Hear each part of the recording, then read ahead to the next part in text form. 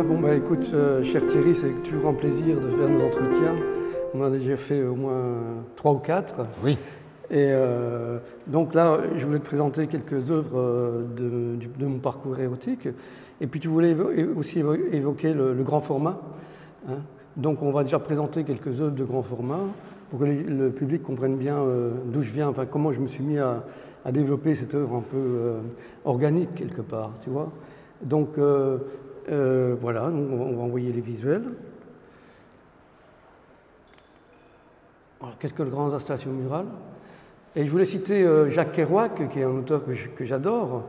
Et bien sûr, ces écrivains américains sont arrivés dans les années 50-60 aux États-Unis et il se passait un bouleversement social énorme, c'est-à-dire ce qu'on peut appeler la disparition de la spiritualité. Et Kerouac a fait la route et ils ont trouvé la spiritualité grâce aux bouddhistes zen japonais, au bouddhisme zen japonais. Et il cite en particulier le beau livre de Teide Suzuki. Et dans ce livre où il parle du vide, il parle du jardin de Ryonji à Kyoto. Et ça expliquera un peu comment je développe la structure de mon travail, quelque part. Donc, à propos du jardin Ryonji à Kyoto, la forme du jardin répond à un ordre mystérieux. Seule la forme peut nous permettre de comprendre ce qu'est le vide. Parce que le vide, c'est aussi une des grandes questions dans mon travail, qui n'est pas évoquée systématiquement par le vide, mais par le plein, quelque part. Je pense que c'est important d'en parler. Donc, tout au départ, les premières œuvres sur plexiglas à New York ont été créées comme ça. C'était des assemblages de panneaux, et au total, ces panneaux créent un carré. Et ça crée une dynamique dans la peinture que j'ai voulu garder par la suite en entourant une peinture toujours d'un cadre sacré de rectangles alternatifs. Là, on voit comment aujourd'hui j'encadre mes peintures. Au centre, mes peintures font toujours 1,05 m, et c'est ce qu'on voit ici dans la grande installation murale. Ce sont des modules que j'assemble comme ça. Voilà. Et donc ça c'est le premier grand mur que j'ai réalisé à New York, avec 18 peintures, et il se trouve, c'était dans mon atelier de Brooklyn, J Street, et il se trouve qu'aujourd'hui, l'installation que j'ai dans mon atelier, c'est exactement la même dimension que celle-ci, donc je continue dans ce format-là, et je m'y sens à l'aise. Voilà, c'était une exposition à Brooklyn également, tu vois. J'avais... à cette époque-là, je ne travaillais pas sur des grands panneaux de plexiglas, mais ils étaient 17 cm par 35 cm, assemblés comme ça. Et j'aime de faire ce travail d'assemblage, parce que pour moi, une œuvre d'art n'est pas monolithique, elle est composée de différentes cultures. On voit d'ailleurs ici des choses de culture primitive, entre guillemets, des rituels érotiques, sexuels, de régénération. Et ça, c'est l'exposition que j'ai actuellement, qui est à Château-Villain. L'installation s'appelle Mécanique cosmique de la jouissance, et c'est une installation qui fait 8,40 m par 3,15 m de grandeur. Et contrairement aux œuvres qui sont présentées ici, qui sont à peu près non érotiques au musée, on avait quand même choisi des œuvres qui ne dérangeraient pas trop le public. L'exposition s'appelle Volupté, donc là j'ai mis uniquement que des œuvres érotiques. Donc voilà. Mais pour moi, ça n'a aucune importance que ce soit érotique ou pas. La vie est érotique par essence, donc bon, ça n'a pas beaucoup d'importance. Voilà. Et donc, je veux présenter au public maintenant donc, cette installation. Et ce que j'ai dit dans le texte d'introduction du catalogue et de l'exposition, je veux que ma peinture et mon art soient un art mur, même une armure, si l'on veut, peu importe, un art architecture.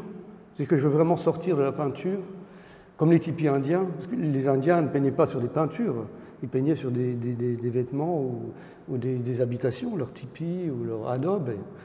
Un art animaux, comme Lascaux, puisque tu l'as montré tout à l'heure, la scène du puits. Et il faut dire qu'il y avait cette science, cette connaissance et cette intimité avec l'animal que l'on a perdu, bien sûr, l'homme contemporain a perdu, bien évidemment.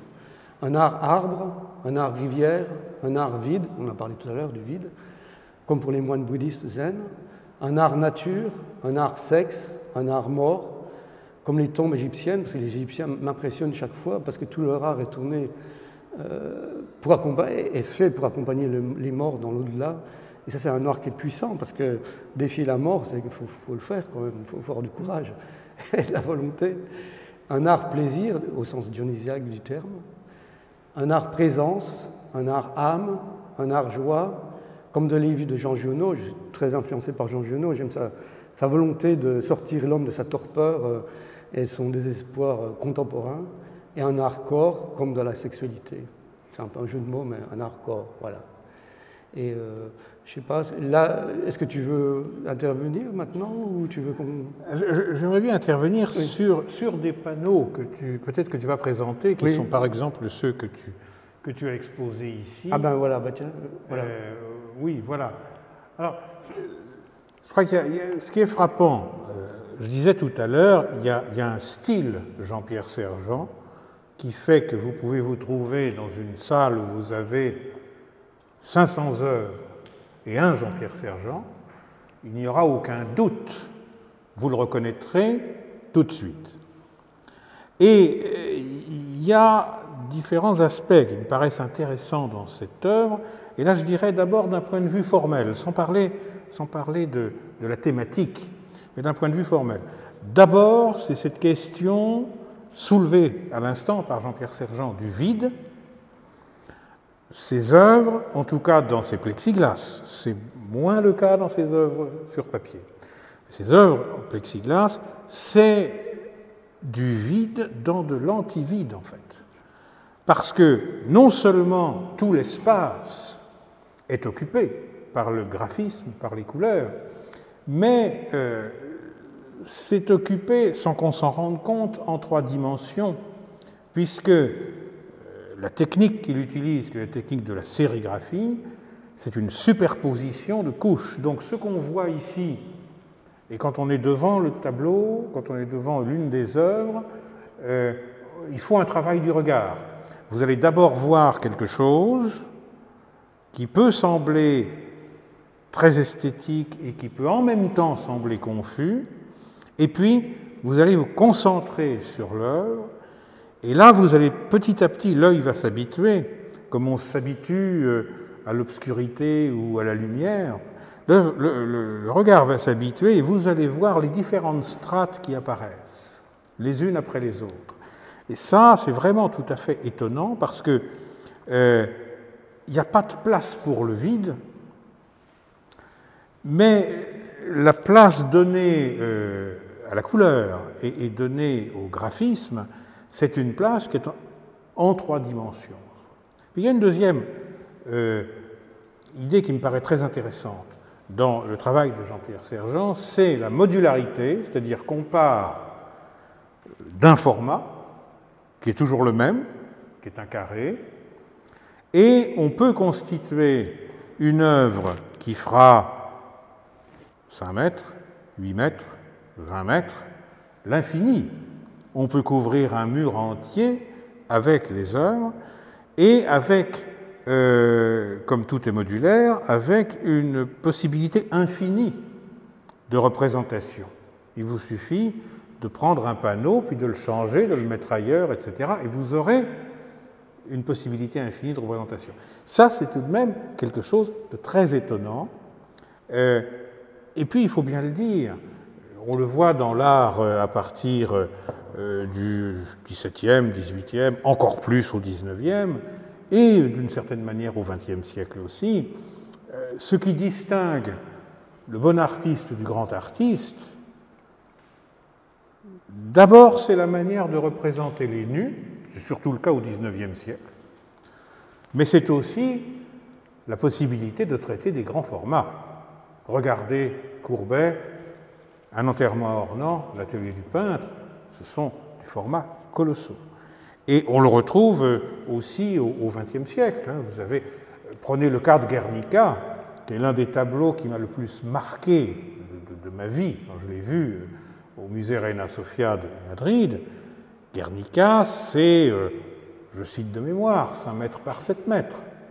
C'est colossal, vous êtes happé par une œuvre comme celle-là. Et je crois que le grand format, c'est quand même ce qui distingue aussi le grand artiste du bon artiste. On le voit chez On le voit chez Jackson Pollock aussi, je veux dire, il y a des toiles de Pollock qui sont immenses. Voilà, le grand format. Il faut avoir le courage de traiter le grand format. C'est loin d'être évident, très très loin d'être évident.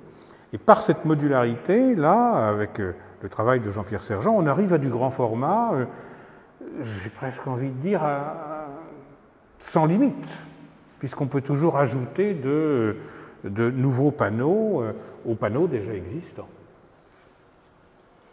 Oui, ben merci Thierry. Oui, c'est vrai qu'il faut sortir. C'est une de mes préoccupations principales, c'est de sortir de la limite du corps, mais c'est la transcendance. On peut évoquer la transcendance. C'est un des sujets vraiment qui me tient à cœur. Je veux accéder à la transcendance, mais par mon corps, pas par des subterfuges intellectuels. Voilà, c'est très très important. Voilà, bon, là je vais évoquer. Je ne veux pas me justifier parce qu'un artiste n'a jamais à justifier de son travail.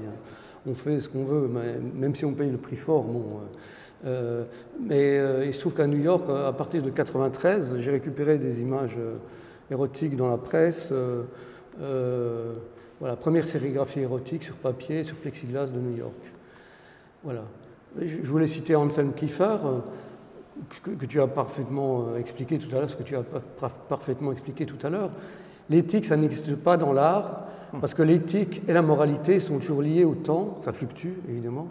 La morale change toujours, alors un artiste ne peut pas avoir de morale, car sinon il est figé dans le temps.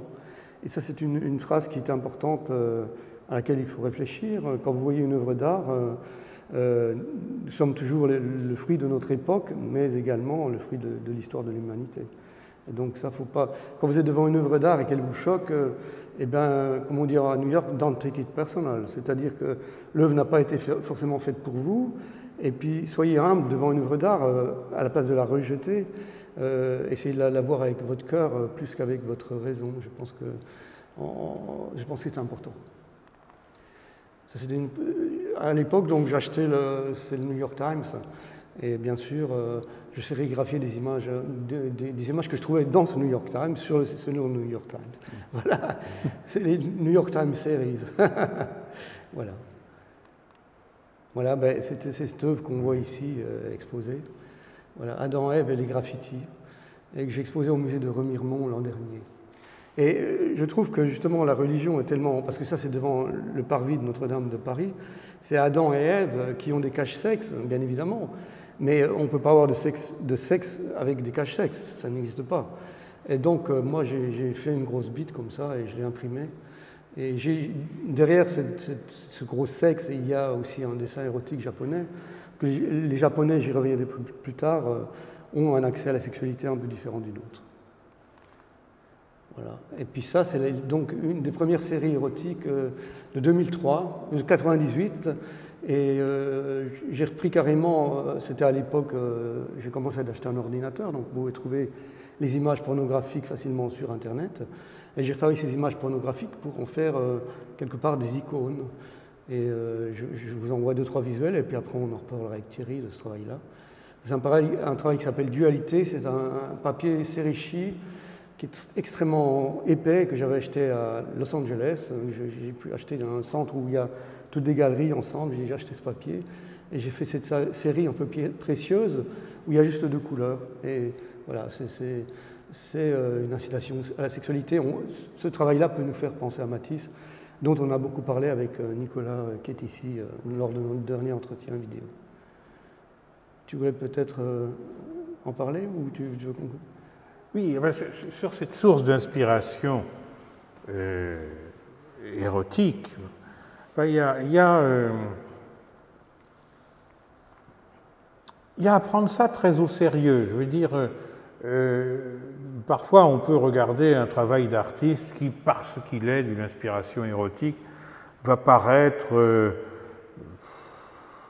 un amusement, voire de la peinture décorative. Enfin bon. Alors qu'en fait, dans la démarche de Jean-Pierre Sergent, telle qu'on peut, quand on regarde beaucoup de ses œuvres, quand on lit ses écrits, parce que c'est important, il écrit aussi.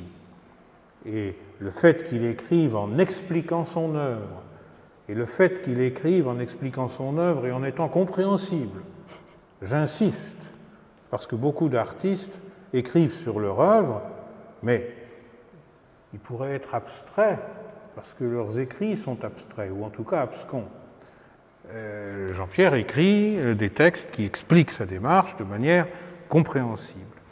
Et on voit qu'on est très loin de la gaudriole. C'est ce que disait Baudelaire quand il parlait de la morale pour les polissons. Ce n'est pas un polisson. Il ne serait pas content si je disais « c'est un génie », pour reprendre le terme de Baudelaire. Mais ce n'est pas un polisson. Et il faut donc prendre ça très au sérieux.